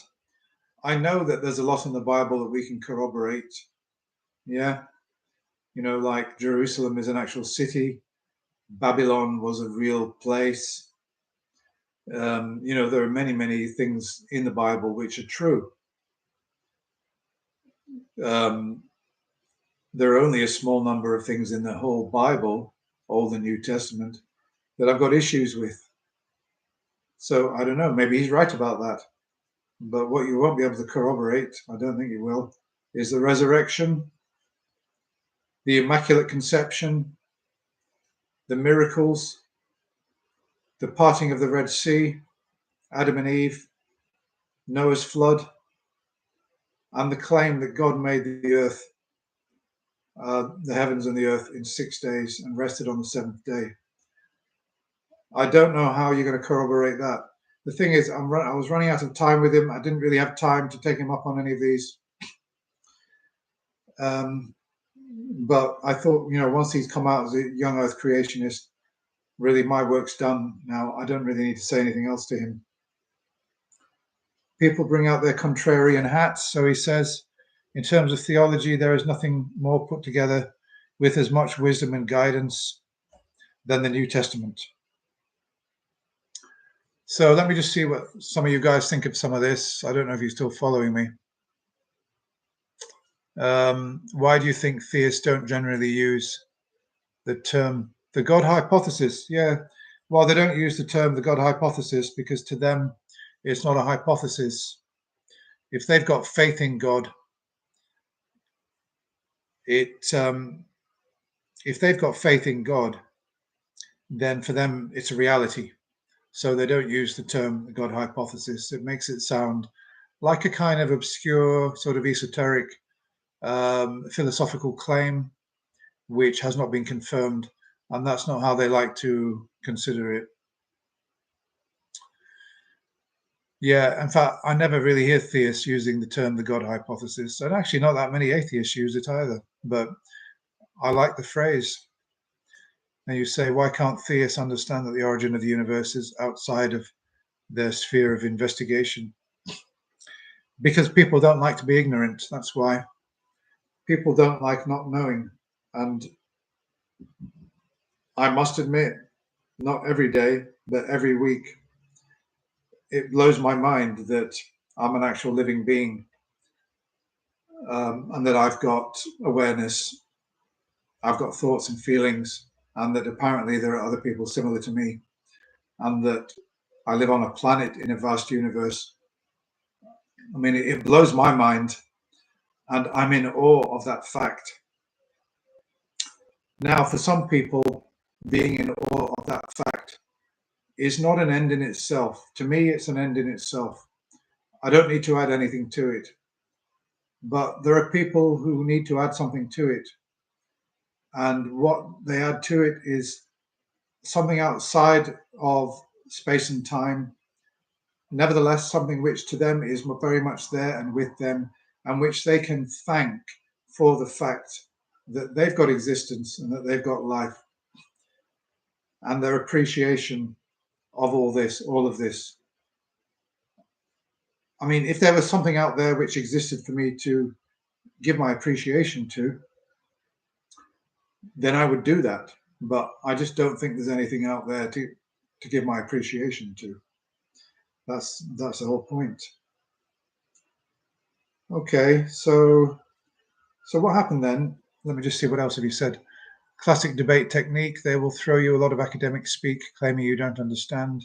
Then when you throw something back, they say you're talking philo speak or gobbledygook.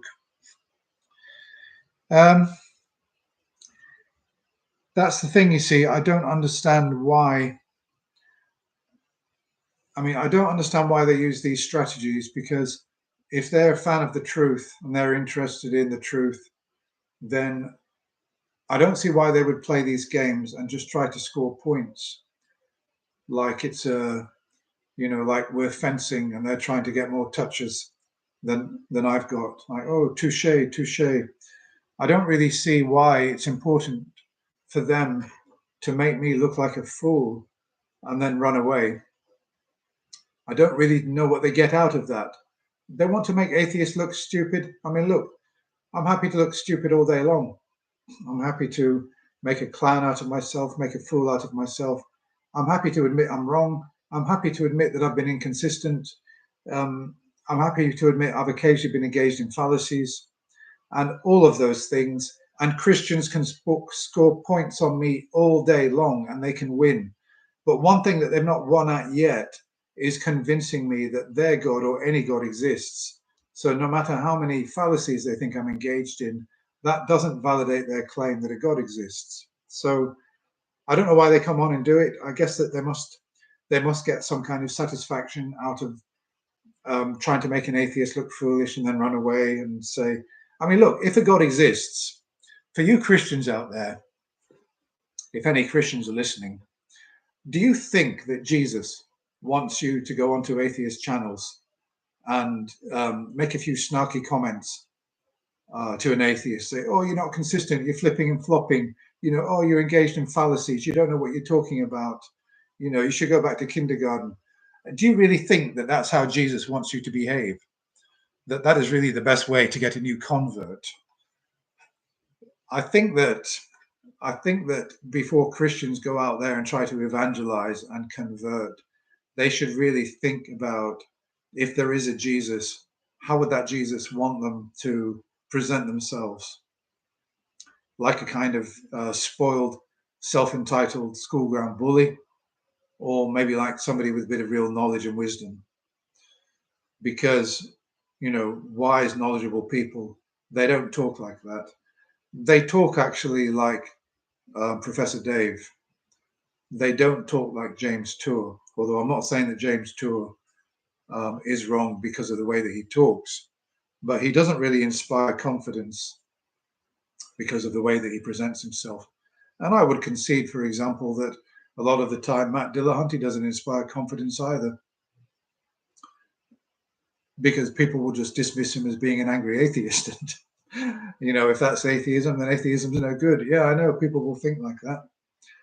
And they might look at me and think, oh, well, Stuart, okay, he doesn't really get angry very often. He seems reasonably well balanced.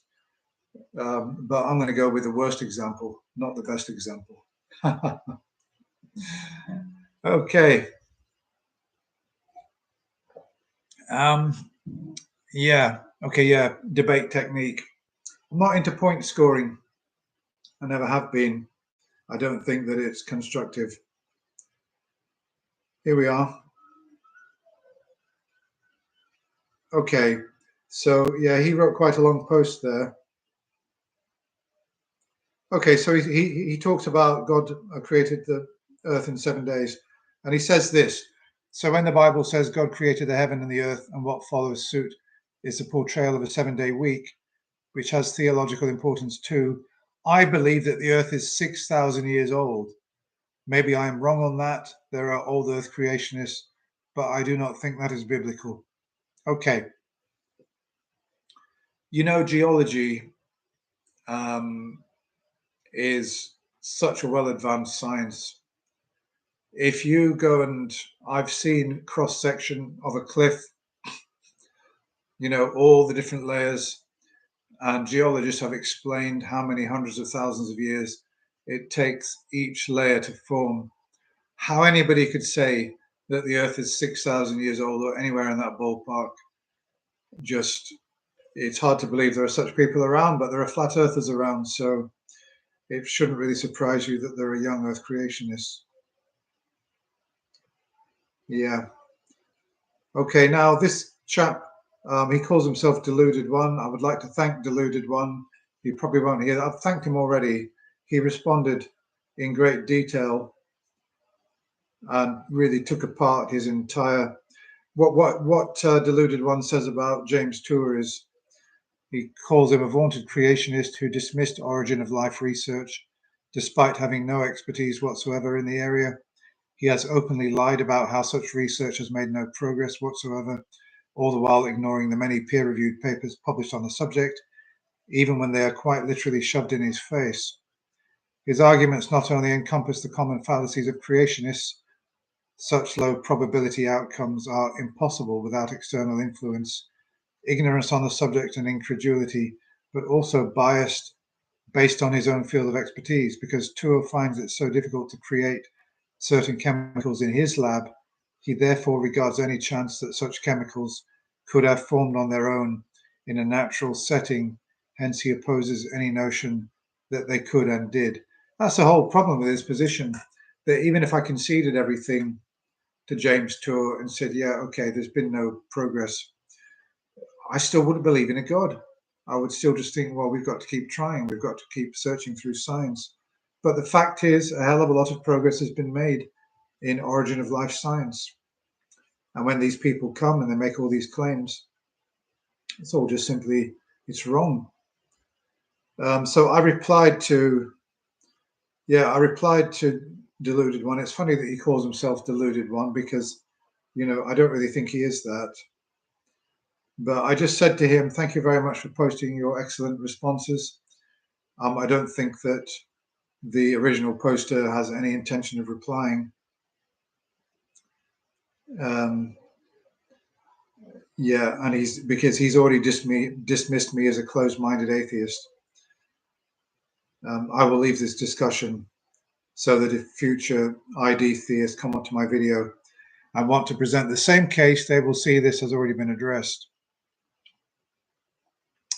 Yeah, so no, he's not been back. It looks to me like he just ran away. Funnily enough, I got another comment on this page mentioning James Tour today, and I would almost bet my bottom dollar that it's this same guy. Now, I've not banned him, I've not muted him, but it's clear to me that he does not really want to engage with anybody who knows what they're talking about. But somebody else, you can start as many channels as you want on YouTube. Somebody with very few subscribers appeared today and again started critiquing in a similar way my video, because I said in my video that there's nothing particularly special about human beings. We've got more intelligence than the animals, but you know, there are animals that have got many excellent qualities that we haven't got. So there's nothing special about human beings in that sense that would make me think that we've been put here on this planet by a god. And his reply to that, unbelievably, was this. Now, actually, I've muted him from my channel. I'll tell you why. I think it was this same guy, and I just haven't got the time to go back and forth with him. I did reply to him, but I also muted him because, you know, I'm getting tired with dealing with young Earth creationists. Yeah, because he said about me saying, oh, human beings are not special. He said, well, really, do you think so? He said, look, he said, I've got a dog. And when I take my dog out, he's got a ball in his muzzle while he's taking a poop. And he said, as a human being, you go out and try and do that and see what reaction you get. And you're telling me that we're not special. That doesn't make us special. It makes us different. It doesn't make us special. And by the way, in case you're watching, there are parts of the world today where people go to the toilet in front of each other. And in medieval times, unless you were like one of the elite rich, you had no option but to go to the toilet in front of other people. And it wasn't the taboo that it is now. Times have changed. We've had, society have changed. Social behavior has changed. Toilet behavior has changed as well. So for somebody to make a point like that, I mean, he could have gone to show me another species that has composed, say, classical music and enjoys it and appreciates it. He could have gone to that, but no, he went to, my dog goes to the toilet in broad daylight, and human beings don't do that. Therefore, we're special. So yeah, no, I debunked him on that, and I said, look, I'm muting you because I've had Young Earth Creationists on my channel before. I haven't got time to go backwards and forwards from you, and I think that you're really this other poster, and you've come back because you don't want to be responsible. You don't want to take responsibility for answering the excellent critiques that have been presented on your posts. So I just muted this person because it's too much of a coincidence.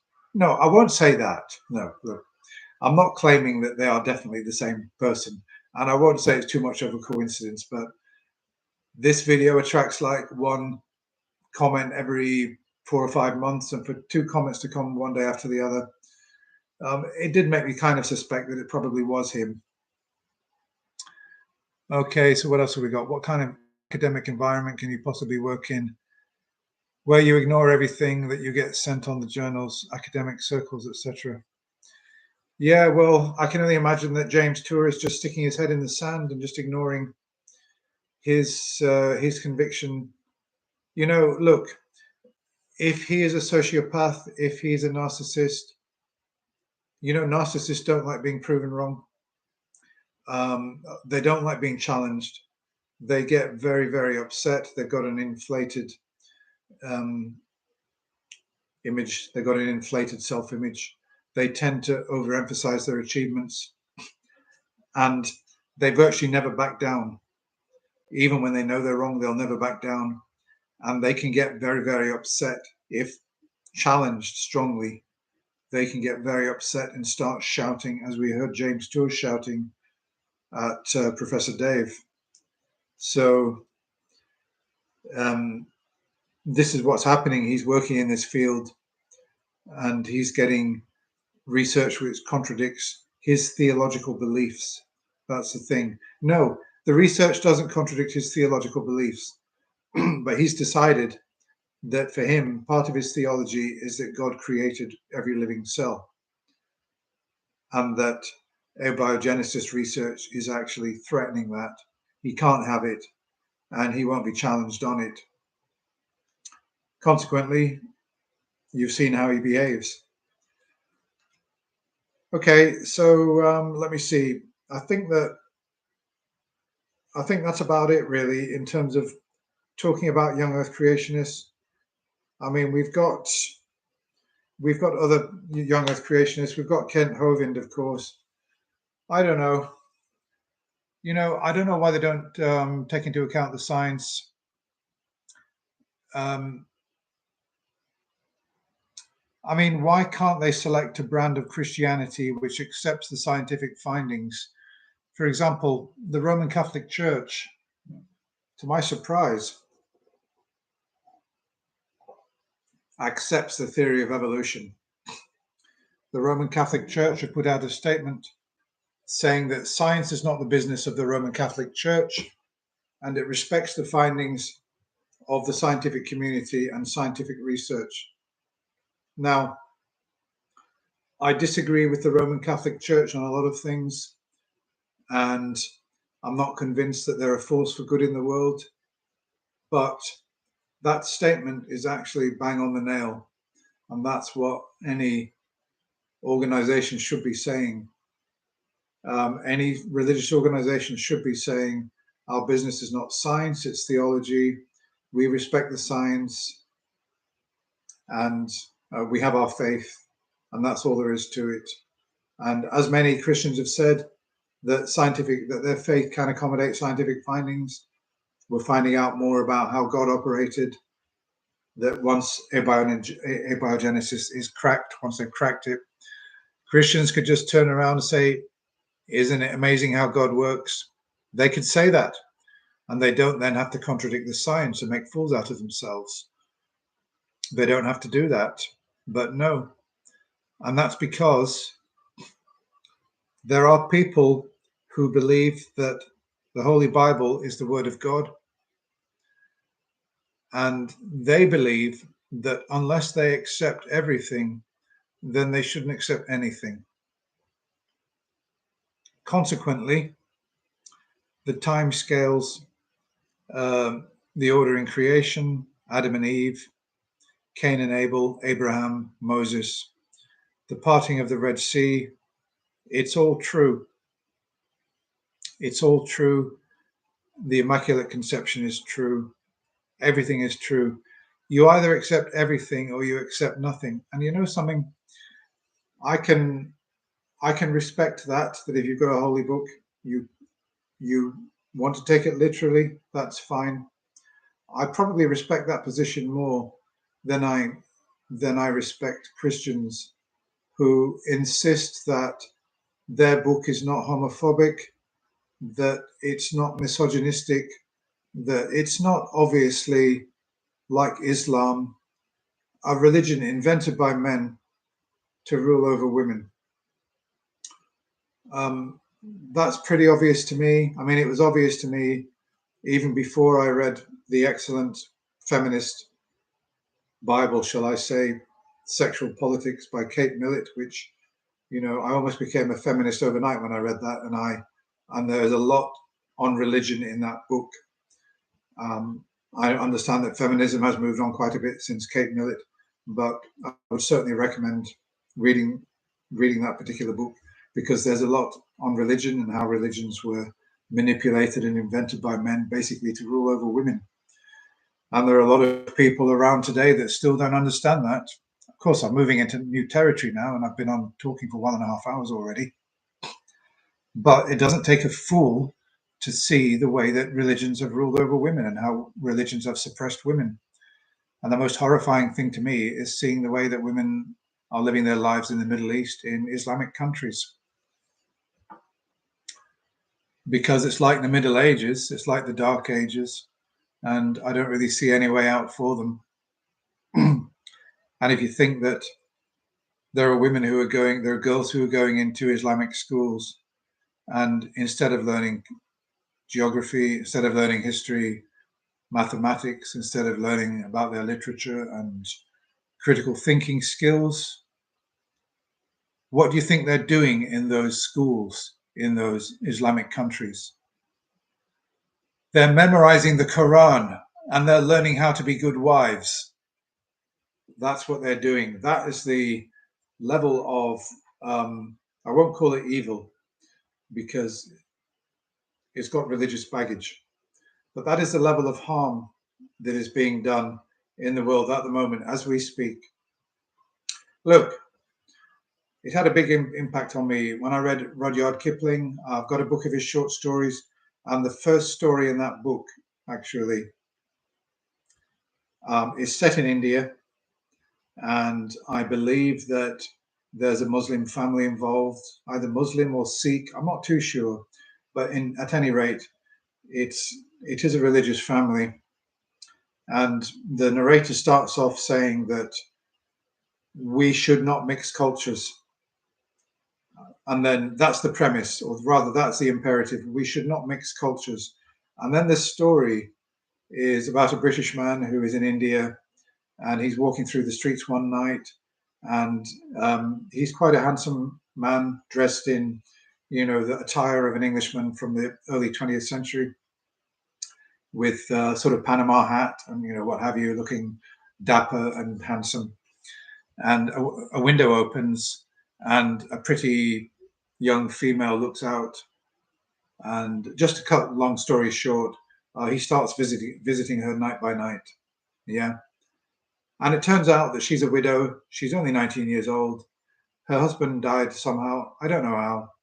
But the fate of women who, in that particular culture, she spends all her days sewing and really not doing a lot else, just spending time with the women. 19 years old, the husband's dead, her life is over. What she might have to look forward to is maybe marrying a 50 or 60-year-old man at some point. So in this particular story, this man is visiting her night after night, and then one particular night he goes to her, and the blind is not, it should be slightly open, which is like a sign that it's okay, and it's not slightly open, so he kind of rattles on it a little bit, and then she suddenly pushes her head through, and she doesn't hold out her arms, she holds out two stumps. She's had her arms cut off here and here. And you know why? Well, you can guess why. Because her family found out what she was up to, and they decided that the most suitable thing for that was to chop both her arms off. Now, I read that story probably 10 years ago, before I really started getting into apologetics and counter-apologetics and countering Islam and other religions and frankly barbaric cultures like that one. But that was actually quite a shocking story. I can't remember what that story is called, and I probably shouldn't have done the spoiler, but I guess that most of you guys won't read it anyway. But you know, he was an amazing writer, Rudyard Kipling. I think he grew up in India, and he understood the culture, and he also understood the dangers of not understanding a culture. And that Englishman who was going and visiting that girl every night, he probably did not understand that this would happen, that it could happen, that if she was discovered, that kind of thing could happen to her. So yeah, let's have a look at some of your comments. Yeah, James Tour is the embodiment of the God of the Gaps fallacy. Yep, certainly is.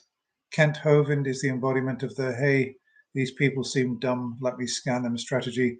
You know, the incredible thing about Kent Hovind is I understand he's got a son who is doing exactly the same thing that he's doing. I mean, to have one person in the family like that is one thing, but to have another, to have your son and to have brainwashed him sufficiently, well, I don't know. Maybe he's making money out of it somehow, but that's not really relevant. Okay. How does your literature academic background help you decipher the stories in the Bible? Well, I suppose just that when I'm reading the stories in the Bible, of course, I'm trying to look at things like symbolism. I'm trying to look at things like the way that language is used, and of course, I'm trying to look at what the message is likely to be or how it could be interpreted. But I wouldn't really say that I've done a lot of in-depth study.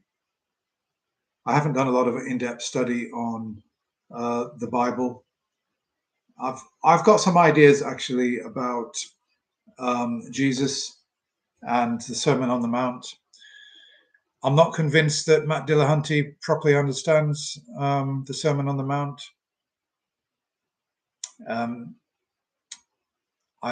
I think that you've got to not take him quite so literally. When Jesus says, "Give no thought for the morrow," and Matt Dillahunty says, "Well, then why would we bother saving for our pensions?" When spiritual people are talking, or gurus, you don't tend to take them literally. You've got to try and decipher what the message is. So when Jesus says, "Give no thought for the morrow," we know that living in the here and now is so important, but the mind tends to race on with expectations about what's going to be and is not really in the present. And in the same way that Buddhists are trying to get people to meditate and have mindfulness and try and pull themselves into the moment to appreciate existence as it's happening, I believe that's what Jesus was talking about when he said, "Give no thought for the morrow." Now, don't get excited, because I don't believe in the resurrection, and I'm not a Christian, and I never will be. I don't think I ever will be a Christian again. But I don't think that what Jesus said, I don't think that everything that Jesus said lacked merit. I think that a lot of what he said has merit and is worth learning from. I just don't accept the supernatural claims. So yeah, so I think that it's worth um, not jumping straight to a literal interpretation of what is said in the Bible. I mean, actually, some of the material in the Bible I like a lot. I like the Proverbs, the Psalms, of course. There's good material in the Bible, and there's good material in the New Testament. There's a lot of good stuff there. It's just that the main claims I don't happen to believe in. There were Gnostics, and there were Gnostic Christians. There were the Essenes, and there were other people who, they did not believe in the resurrection either, and their take on Jesus would probably be closer to my take on Jesus, which effectively is that he was I think he would have been an extraordinary man to meet, and I'm sure that he would have impressed me, and I may have even been one of his followers had I been around at that time. But I just don't believe that there was a resurrection. I believe that the resurrection is purely symbolic and is about the rebirth of the individual, sort of psychologically, emotionally, and I don't believe that it's a literal resurrection. So, I mean, if I was a Christian, then that's the kind of Christian I would be, not one that believes in a literal resurrection or anything supernatural at all. I could say that Christianity is about transformation of the individual. I just don't believe in anything supernatural. I don't think it's necessary. But all religions at their core, I suppose, to an extent, are about a sort of dealing with the human condition and transformation of the individual, coping with life and enduring life as it is, and accepting reality as it is, and living life as much as possible in the moment and being true to yourself. That's what real religion should be. But unfortunately, with all the doctrine and all the dogma and all the baggage and all the hatred and everything, unfortunately, religion has become something else. And I'd like to just close this live stream with a little story from the minister who gave a sermon last week, and he told a story which stuck in my mind, and I was kind of impressed with it. Not that it convinced me that Christianity is true or anything, but there was a lot of truth in it. Yeah. So the story is that there was a Methodist, a man who was a Wesleyan. He was a Methodist. He turned his back on the Church of England or the Church of Scotland. I can't remember what it was, and he adopted Methodist values. Now, I'm not too sure what the Methodists believe, in contradiction to the other denominations, but clearly one denomination can think another denomination is heretical. And this Methodist, he had a daughter who was in her 20s. She was out on a lake one day with her boyfriend. There was a storm. The boat capsized and she drowned.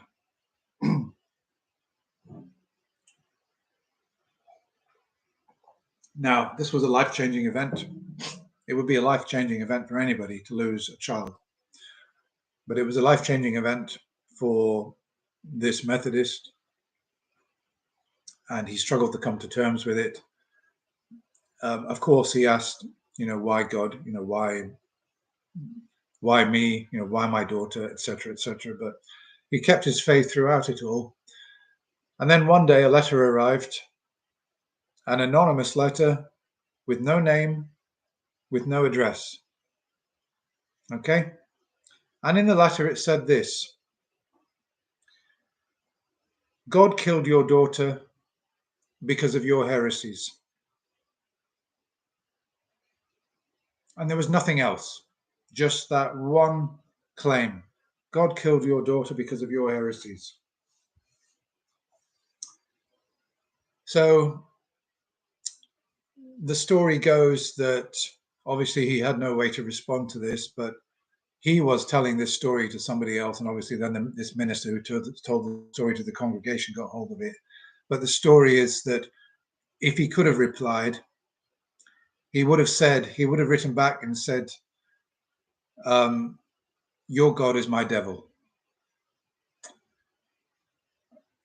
Now, that's how I feel about, in a way, every God that's been claimed, every God that is out there, or probably most of all, that's how I feel about the Christian God when Christians who are talking about salvation, and those Christians who are literalists in particular and believe in damnation, then their God is my devil. And also, if there is this God, if there is a God, well, we live on a world where there's so much suffering that it's consistent with a universe where there is no God. But let's supposing that there is a God, and with all the carnage and all the suffering, I believe that 50% of all the people that always existed died in childhood, and the level of suffering that exists for the human race with illness and everything else, and wars, religious wars. um, yeah, that God would be my devil. Not that I believe in the devil, but you understand I'm speaking figuratively. Okay, let me. So I'm now. I've got a few minutes for anybody wants to ask me any questions on any topic at all. I'll finish really talking about what I wanted to say. So let me just read. Yeah, I was a Methodist, says Udhelf Heku. I'm not sure if I pronounced that correctly. I don't know what we believed. That was different either. But I do know our church didn't hate people nearly as much as some other churches. And that's why I went with them. Well, I can understand that. And if I got into Christianity, I mean, to be honest with you, if I got into Christianity, um, I mean, the church that I go to at the moment on behalf of my partner, really, because, you know, she's more of a cultural Christian. She doesn't really believe in damnation or anything like that. She's from Europe, and that's how she was brought up. She sort of finds it comforting, and she enjoys the community spirit and everything. And I don't really want to take that away from her. She knows what my beliefs are, but it's quite an innocuous kind of, you know, pleasant kind of community. People don't really talk about religion. I have actually been to a more fundamentalist church, the Congregationalists, who broke away from the Church of Scotland because of all the wokeism.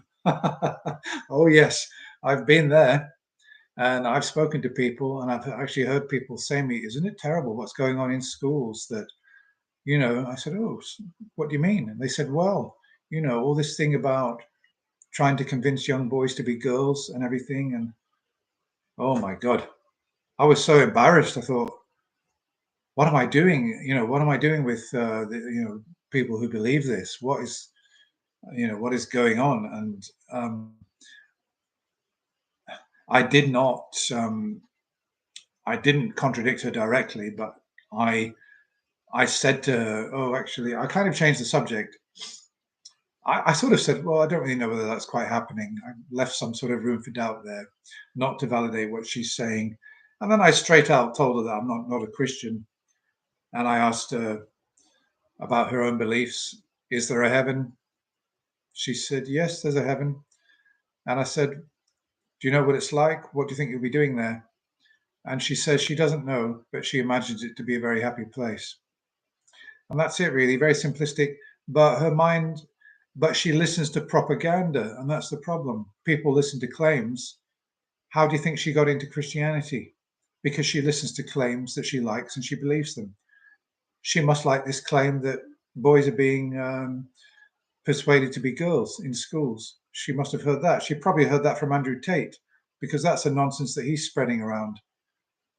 So, I mean, it's bizarre to me, this whole thing about, you know, oh, children are being convinced to change their sex because, you know, it's a trendy idea. I'll tell you something, when I was at school, at any time, and particularly as an adolescent, if somebody come and said, "Hey, there's this new trend, you know, boys are converting to be girls. You can have your genitals taken off, and you know, you can be a girl. You can dress up in a dress. You can be a girl. What do you think? Doesn't that sound like fun?" I would say, well, actually, no, it doesn't sound like fun at all. No, thanks. You know, I mean, if I'd been offered £100 million, $100 million or something to do it, You know, it's the last thing I'd be interested in. It's the last thing I would have been interested in is changing my sexuality. The absolute last thing I would have been interested in. I would have rather become a Sikh wearing a turban 24 hours a day or something like that than changing my sex. So this idea that there are boys in school who could be persuaded to be girls. I mean, who'd want to persuade them of such a thing? The propaganda is just absolutely bizarre. And not just that, it's not just bizarre. Let's face it, it's malicious. Let's see, what are you saying? So yeah, thought that is dark. Yeah, dark story about that girl drowning and the thing. Yeah, love this channel. Yeah, thanks. Good to get some appreciation. Mike Wagner, thoughts on the US presidential debate tonight? I've not watched it. It's not much of a choice, really, is it? You've got a man who's over 80 years old who, I hate to say it, and I will get some opposition to this, but, you know, I will get some opposition to this, but when Ukraine was invaded, and I know that I'm going to get some stick for this view, but I'll say it anyway. I said at the time, I could see this happening. I could see it coming. There was no way the Russia said that Ukraine, they've got their red lines and they won't let Ukraine go to the West, and they won't do. And when Russia was massing troops on the border, I foresaw the carnage, I foresaw the destruction, and I foresaw hundreds of billions of dollars. I mean, it was easy. An idiot, I don't deserve any credit for that. An idiot could have foreseen it coming. And I could have seen the West picking up the tab for endless billions. I could see the war stretching 10 years into the future. Russians don't give up, and Russians don't tend to lose wars. The biggest conflicts that they've faced, Napoleon, Hitler, they won those wars, and they're not going to give this one up. We're only talking about Ukraine, a nation of 35, 40 million people. Russia has got the resources definitely to see this through and to win. And I've no doubt that they will win. And I can foresee all this. Why have all those people die? Why have all the destruction? Why waste all the money? If Putin wants Ukraine, let him have it. What's the problem? Okay, there's this argument that, he's going to invade Estonia. He's going to invade Latvia. He's going to invade Finland. The Russian Empire will be stretching out. No, this is a fault in thinking. There's no evidence that that's going to happen, and there's been no indication that Russia was drawing its red lines around Latvia and Estonia, who are now part of the EU. And I think that a deal could have been done. A deal definitely could have been done in the early stages, and we could have saved all this loss of life and all the destruction. And I hate to say it, but President Biden and the Conservative government in Britain and the Germans and the French have been encouraging this whole thing along and perpetuating this war. I don't know how anybody could doubt that Russia will not win this. They will win it. When Russia really wants to win something, they will win. They've got 180 million population. They're virtually, don't believe this nonsense that Russia has only got the economy the size of Italy. I mean, in dollar terms, that may be true. They've got phenomenal natural resources. They're self-sufficient in everything where it matters. And they definitely have got the resources and the technology to stay the course and win this war. So, yeah, okay, yeah, well, something, Russia lost to Afghanistan, but the thing is, Afghanistan is not Ukraine, and it's more conventional warfare against a conventional army. The Afghanistan. I mean, look, if Russia had really prioritized Afghanistan, they would have slaughtered the whole lot of them, and they would have used any means possible to make that happen, and they would have made sure that they won. But the political situation was such that it wasn't expedient, and Afghanistan is not Ukraine, but they will want to last the course, and they will want to defeat Ukraine and hold Ukraine. It's so important to them. Afghanistan wasn't really so important. So it's mainly that they're not fighting, they're not fighting guerrilla warfare in mountains. It's very difficult. I mean, the British Army got into trouble in Afghanistan, with minefields and people getting their legs blown off and getting picked off. And the American Army, they had problems as well in Afghanistan. They had to get out.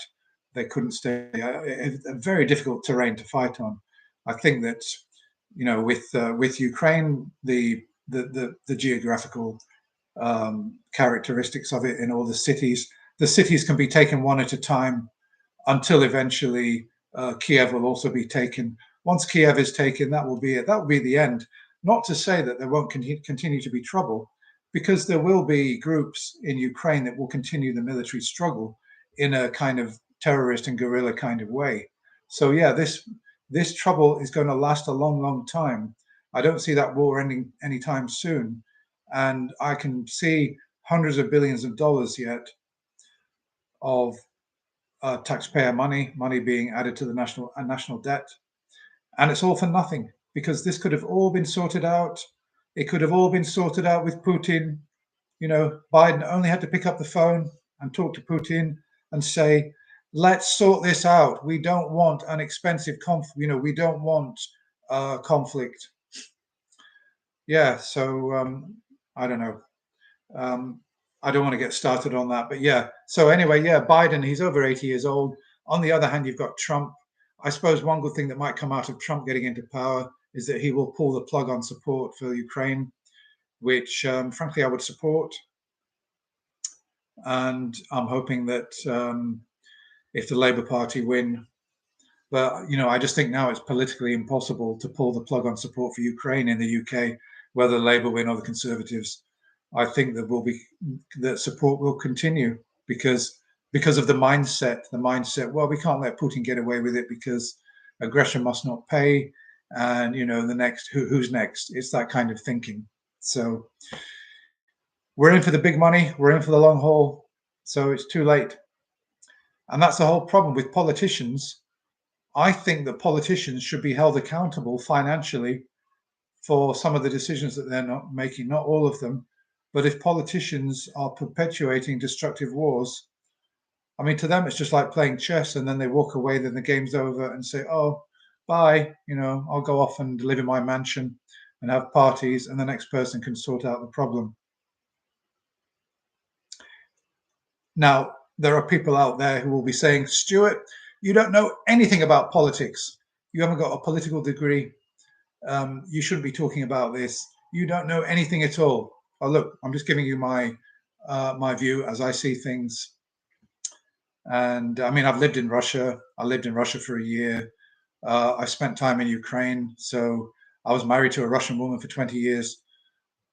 I think I've got some kind of, I think I've got some perspective on this. I mean, my ex-wife, her father is Ukrainian. He was a submarine captain in the Soviet Navy. His job was to shadow the American fleet, and her mother's Russian. So, I've seen a lot of the culture. I've spoken to people. I know how they think.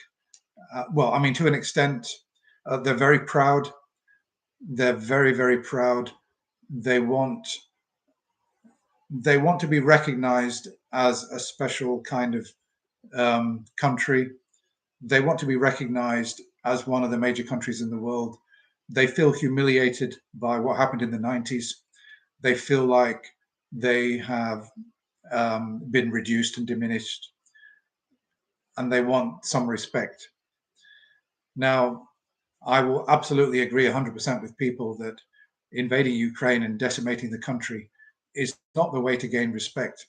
And it's gone wrong. It's gone terribly wrong because of, in a way, the West allowed all the dodgy dealing to go on in the 90s with the way that the state assets were disposed of. Maybe there was no possibility to do anything about that, but obviously the country is now in the hands of criminals, and Putin is a criminal. He's only there to line his own pocket, but he also believes that he also wants to bring back Russia as a major world power. I mean, he was in the KGB, and I've actually got an interview with him somewhere saying that it was personally very painful to him to see the Soviet Union reduced. The empire was split up and everything, and all the republics. So yeah, that's my opinion. That is my opinion on that. Biden or Trump, I don't know. Neither of them look to be particularly inspiring choices, do they? But then again, I mean, what did Obama do? So, America is such a big dynamic country. It seems to get on pretty well most of the time, regardless of who the president is. It's a tremendous wealth generating economy, and obviously I respect that a lot. It's got the best and the worst of Western civilization. So, most Americans that I've met in my life, I've really enjoyed meeting them. So there's an election coming here as well on July the 4th. We've got the Conservative Party, who finally look like they're going to lose power after 15 years, 15 very, very difficult years. And it looks like the Labour Party are going to win the election with quite a significant majority. I think the Conservatives have had enough time. I think that the amount of corruption in the Conservative Party has been absolutely scandalous. I think they've made bad decisions. I don't think that COVID was handled particularly well. I think a lot of money was wasted. We added like 10, 20 years worth of national debt to the national debt in just 1 or 2 years. I think they've been a very wasteful party. And I hope that things will improve. I mean, they wasted £32 billion alone on PPE equipment, which is not up to standard and can't be used. I mean, it wouldn't even sell for probably £20 on eBay, the whole lot of it. And they just literally wasted. Think about how much money that is. It's a huge amount of money. Very bad management. They've mismanaged just about everything that they've done, including immigration and the economy. Quantitative easing they brought in when COVID arrived, something which benefits rich people, but sadly doesn't benefit the poor. Okay, well, look, I don't want to turn this into a political channel because I don't want people hating on me for my politics. So that's about it, really. Just to sum up what I've said. So I made this video to talk about Dr. James Tour, mainly to expose him and to expose the fact that he's a dishonest young earth creationist, I think, who's pushing a theological agenda on science, and he is rubbishing the names of good scientists in trying to push his theological agenda. It's a shame that he's not in some other field, maybe in history, some other field of academia, but because he's in the natural sciences, naturally he is slandering very good scientists. So I've talked about young earth creationism, and I've related it to flat earth, conspiracy theories, and just the general way in which people accept claims which seem attractive and extraordinary. They readily accept them, and how important it is not to let a single claim of that type through, but to treat each and every one of those claims with very rigorous skepticism. And the more spectacular the claim is, the more rigorous that we've got to be on our skepticism. Okay, blondes or brunettes? Are you asking me, Mike Wagner? Well, most of the blondes I see around are fake blondes, so I don't really like fake blondes. I think probably on balance, brunettes. I mean, if I had to choose between Marilyn Monroe and Elizabeth Taylor, well, I suppose she's got black hair. She's not really a brunette. I'd go for Liz Taylor, not Marilyn Monroe. Although I think Marilyn Monroe was a beautiful woman. She wasn't a natural blonde, but she was a, I'm a fan. But I'm a bigger Elizabeth Taylor fan. But this is ancient cinema history, really. There are more up to date. I've kind of lost track on the film stars and who are the most attractive film stars around nowadays. I would sort of struggle. Jennifer Lawrence, she's kind of attractive. I've seen her in one or two films. She's quite nice. Who else is there? Oh, Emma Stone. She was in La La Land, wasn't she? She's kind of nice, but no. Okay, well, I won't bore you with any more of that. But yeah, I'll probably go for brunettes. Bach or Rack. I'll go for Bach. Yeah, definitely Rachmaninoff. I mean, he's okay for a couple of his piano concertos, Piano Concerto number 2 and number 3. I like them a lot. But there's not really much else of his that I'm interested in. The symphonies I can do without. Bach just composed so many iconic works that really just blows Rachmaninoff out of the water. I mean, his sonatas and partitas for violin are just iconic, and I don't think will ever be matched as solo works for the violin. Just to name but one, not to mention the great choral works, all religiously inspired, the St. Matthew Passion, the Great Mass in B minor. Yeah, I'm a big fan of religious music, even though I'm a heathen. Still great music. You don't have to believe in the dogma and the doctrine.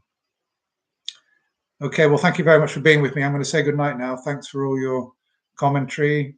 And I'll be back actually after the weekend. On Monday night, I'll do another live stream. In the meantime, I'll probably make another couple of videos. I actually made a video on the Hajj, the pilgrimage to Mecca, where 1,300 people died, apparently. You can go and watch that video. So I wonder where Allah was when 1,300 of his followers were dying on a pilgrimage to worship him. Okay, thank you, and I'll be back again soon. Good night. Goodbye.